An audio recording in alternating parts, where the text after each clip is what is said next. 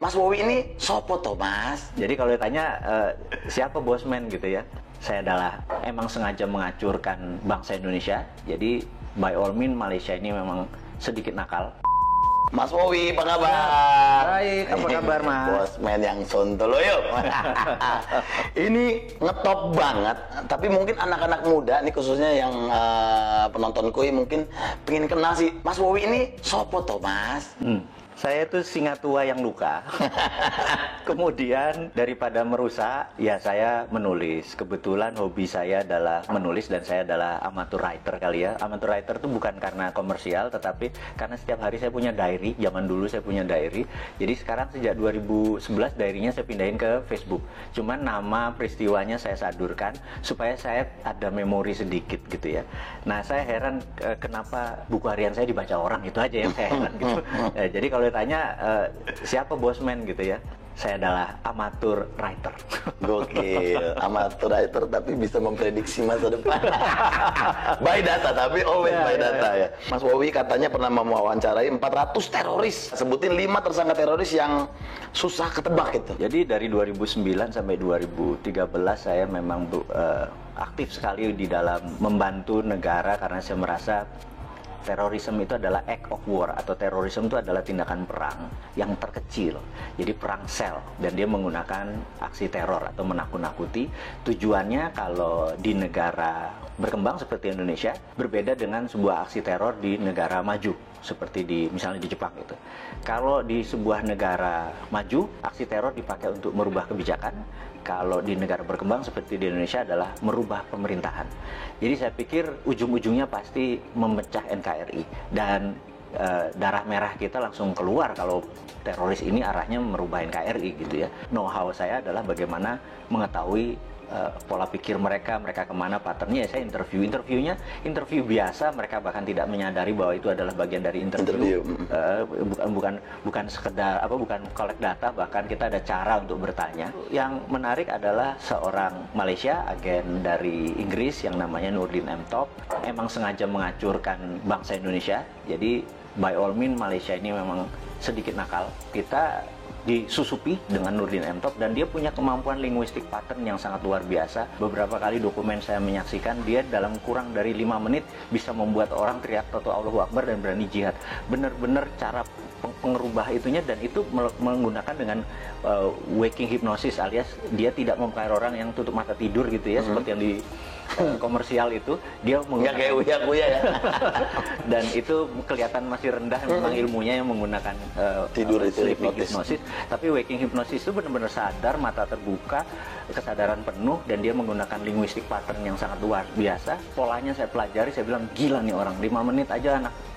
Waktu itu saya lihat ada videonya di Cirebon, 2 anak, cewek 1, cowok 1 dipanggil ngomong tentang jihad, Toto Allahu Akbar, dan bersiap mati untuk doktrin yang ditaruh oleh Nurdin M. Top. Saya bisa bilang gila nih kalau didiemin gitu ya. Nah, tapi ya bersyukurnya bahwa dia udah selesai, chapter itu udah selesai, dan selama 5 tahun itu pengalaman menarik buat saya, berkontribusi sedikit.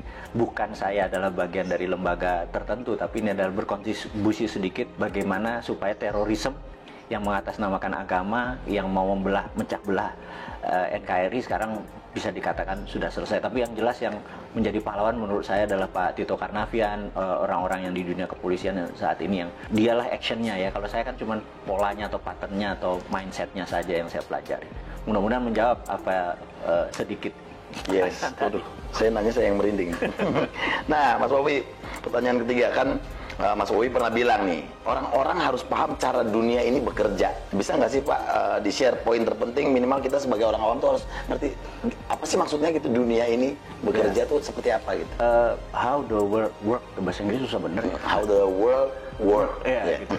Jadi tidak pernah berubah sejak tahun 45. Jadi sebelum tahun 45 dunia ini bergeser jauh, tapi setelah tahun 45 ke sini dunia ini tidak bergeser jauh. Setelah Long Telegram, ada sebuah buku yang menarik yang ditulis George Kennan, di mana dia adalah menaruh foreign policy yang diatur adalah Eropa adalah negara produsen, Amerika negara produsen, kemudian Timur Tengah adalah negara energi, kemudian Afrika adalah bahan bakunya Timur Tengah, Amerika Latin adalah bahan bakunya Amerika, kemudian Asia seperti Indonesia, Asia Tenggara, India, dan China adalah market. Kalau market itu tidak boleh miskin, tidak boleh kaya, gitu ya. Nah, kalau negara produsen harus kaya. Negara sumber bahan alam tidak boleh kaya. Bahkan harus lebih miskin daripada negara market, gitu ya. Itu memang disetel seperti itu. Suatu hari di tahun 80-an, 90-an, di mana musuh Amerika adalah Soviet, zaman presidennya adalah Ronald Reagan.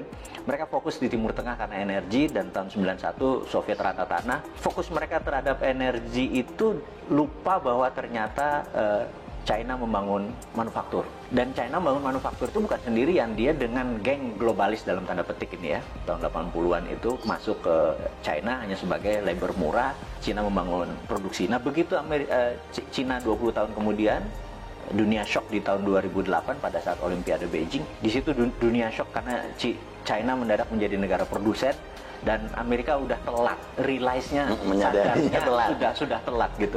Ternyata Cina udah merubah dirinya menjadi negara produsen gitu. Kalau dia negara produsen, maka dia harus punya satu market, dua sumber bahan baku. Cina itu bahan bakunya dari nggak usah dijawab gitu ya. Dan negara yang jadi bahan baku itu harus miskin.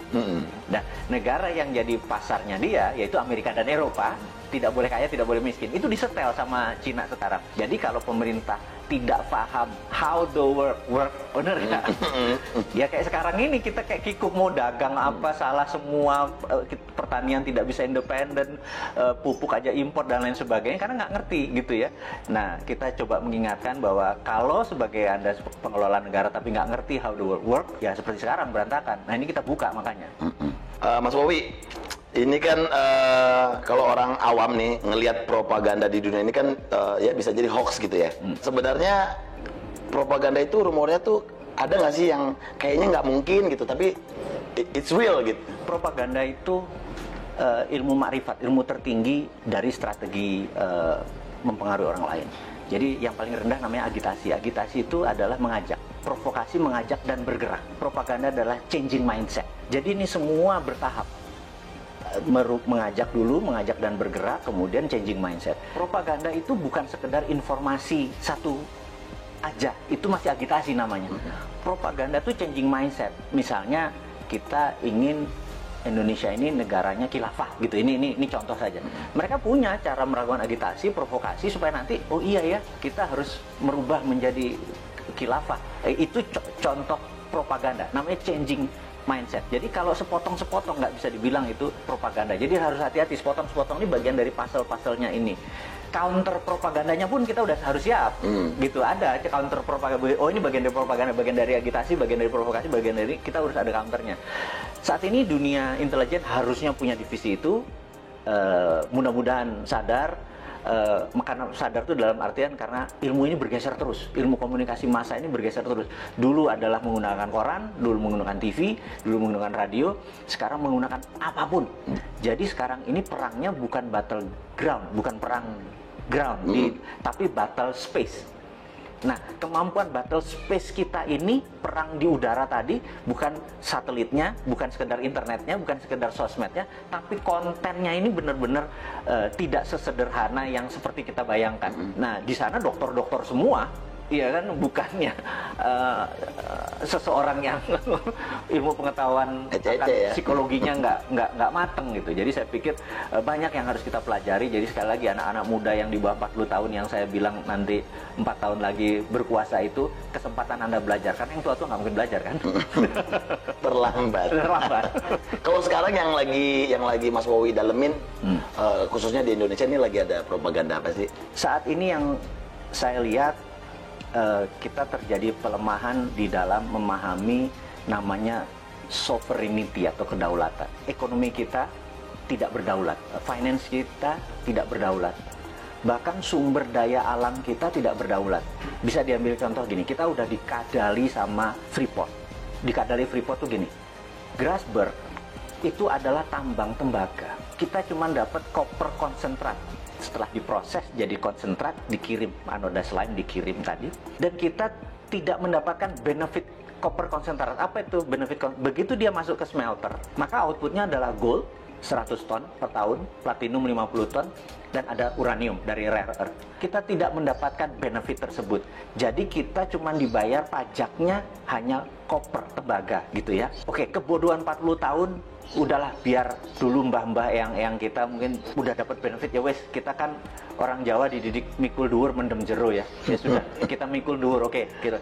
Tapi kalau sekarang lupanya ada undang-undang yang nikel, jadi nikelnya 25%. Ini lucu, begitu dia tambang, nikelnya 25%, nggak boleh 40. Karena kalau, maksudnya kemurnian nikelnya ya, 25. Yang kita harusnya adalah kemurnian nikelnya 99,9. Tapi kalau 99,9 maka banyak yang dibuang. Dia nggak mau, dia maunya 25% aja. Kenapa? Karena 25% itu ada dua benda yang dia incer. Satu feronya, dua litiumnya. Jadi waktu dibayar, hanya dibayar nikelnya saja. Litiumnya sama ferronikelnya sama nikel lateritnya itu gratis. Nah kemudian isu terakhir adalah tin atau timah yang katanya mau digitukan sama. Tapi sama Cina apa yang dilakukan? Kadar tinnya harus 25% karena di 75% itu masih ada yang namanya thorium, masih ada yang namanya osmium buat laras senjata. Dan kita cuma dibayar tin timahnya doang gitu ya. Nah kok masih goblok sih gitu ya, cuman kita ngingetin aja gitu. Yang mbok sekarang sudah sekian lama, ya kalau mau dibayar namanya konten dari mineral tadi yang dibayar. Litiumnya berapa, osmiumnya berapa, thoriumnya berapa, rare earth-nya. Jangan cuma dibayar pokoknya dan nilainya paling murah. Jadi koper tuh paling murah, nikel tuh paling murah, timah juga paling murah, stanum ya bahasa kimianya, SN biar pada inget ini. Pasti pada lupa pelajaran SMA dulu ya, waktu SMA dulu kalau fisika tuh saya inget ada hari libur nanti kita rebus kubis Prancis HEL gitu ya, pada lupa kan pasti kan gitu ya. Nah kita sekedar ngingetin bahwa pelajaran itu penting karena biar nggak dibodoh-bodohin. Biar nggak dibodoh-bodohin. Yang kedua adalah kenapa Indonesia tadi yang jadi marketnya Cina tadi. Karena Tuhan itu sudah baik banget sama bangsa Indonesia aja yang terlalu terpesona dengan bangsa lain. Saya selalu berkali-kali cerita, bayangin ini ada bola dari plastik, transparan, kemudian bola itu kita kasih glitter, bola itu diputer. Glitter itu akan ada di lingkaran tadi. Dunia ini yang sudah miliaran tahun muter itu mineralnya ada di sabuknya. Karena itu Nusantara dengan hampir sekian panjang wilayah itu menghasilkan seluruh mineral itu. Jadi 130 unsur mineral yang ada di tabel periodik itu ada semua di Indonesia. Dari mulai rare earth, tanah jarang, segala macam. Dan ini adalah hanya ada di Indonesia loh, gitu. Kenapa kita masih terpesona sama bangsa lain? Ini aja digarap. Kalau kita mau berdaulat, kita buat aja namanya metal road gitu atau mineral road gitu ya. Dulu kan ada spice road misalnya gitu, jalan rempah ya, kita jalan mineral karena kita the only country yang punya itu semua di dunia ini. Itu yang membuat generasi nanti ya, yang 4 tahun lagi berkuasa tadi, ambil itunya Jo, gitu ya. Jangan lu pikirin yang tua-tua ini. Iya. Nah, Mas Bobi, coba Mas Bobi, ada nggak konspirasi yang paling serem dan berhasil sepanjang sejarah? Menurut saya adalah diambilnya emas Indonesia sebelum Pak Karno dikudeta, dan itu gerakannya cantik sekali sehingga depository emas kita lepas hampir 1000 ton gitu ya. Cakep sekali skenarionya dan itu bisa dibuktikan one of the best. Nah, ini kita ngomongin yang anget-anget nih. Kemarin nih kayaknya Pak Bos lagi marah-marah sama menterinya nih ya kan. Gimana Mas Bobi menanggapi statement Presiden kemarin yang kayaknya bakal ada reshuffle kabinet nih, gimana? Kalau saya lihat tujuannya Pak Presiden adalah mengingatkan, jadi early warning untuk semuanya bergerak. Tapi kalau kapabilitas dan kapasitasnya memang tidak ada, menurut saya dalam 2-3 bulan ke depan benar-benar diganti secara fisik. Saran saya, karena ini bukan biasa saja, ini udah extraordinary, jadi udah bukan extraordinary lagi, udah extraordinary karena economic at war. Di dalam economic at war itu hampir no law, nggak ada hukum. Hukumnya adalah survival of the nation, hukumnya. Jadi gimana bangsa ini supaya survive. Jadi jangan, survive-nya harus cara kayak gini, nah itu lagi normal. Sekarang nggak peduli cara, yang penting bangsa ini survive, intact, utuh, dan cepat. Yang diganti saran saya adalah semuanya. Semuanya, bedol desa ya? Bedol desa. Semuanya bongkar ya? Benar. Nah kalau menurut Mas Bobi, 5 negara yang punya sistem pemerintahan paling oke? Saat ini menurut saya negara yang paling oke adalah Cina. Karena struktur Cina adalah single party, partainya satu, yaitu PKC, Partai Komunis Cina, dan di dunia ada 7 negara yang single party, salah satunya Meksiko. Jadi dengan adanya single party, mereka bisa orang yang menjadi pemimpin itu benar-benar orang yang memang bukan 5 tahunan, memang punya karir dari bawah ke atasnya baik. Jadi bukan komunisnya sekali lagi ya, yang itunya ya. Jangan salah persepsi ya. Kan? Karena yang single party country. Jadi saya berharap suatu hari Indonesia akan mengadopsi itu revolusi lagi, bener nggak? Sekarang kebanyakan ya. Sekarang terlalu banyak gitu ya. Karena 2-3 pun akan terus seperti Amerika, tapi seperti Meksiko kita tahu dia single party country. Itu saya usulkan one of the best solusi adalah single party country, di mana mereka mau yang menjadi abdi negara, mau jadi public servant, memang berkarir dari bawah gitu ya. Dan jadi antara country dengan party atau partai menjadi satu. Itu tadi baru Cina tuh. Ya pokoknya yang single party country ya. Kita googling bareng-bareng. Iya. Nah itu, makanya jangan apa-apa lengkap. Nah, ya benar. Teman-teman biar belajar ke Wikipedia, bener nggak? Bener. Nah, pertanyaan terakhir. 5 figur paling cocok sebagai pemimpin Indonesia versi Mas Wowi. Jadi satu yang di 2024 saya harapkan adalah satu muda. Anak-anak muda ya?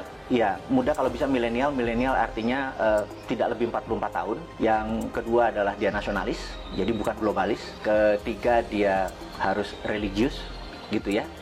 Terus dia percaya terhadap pluralisme, perbedaan, dan sangat toleran. Jadi ya, kalau ada di dalam satu figur, dia adalah figur yang paling cocok memimpin negara ini. Mantap. Mas Wowi, thank you banget waktunya, sukses.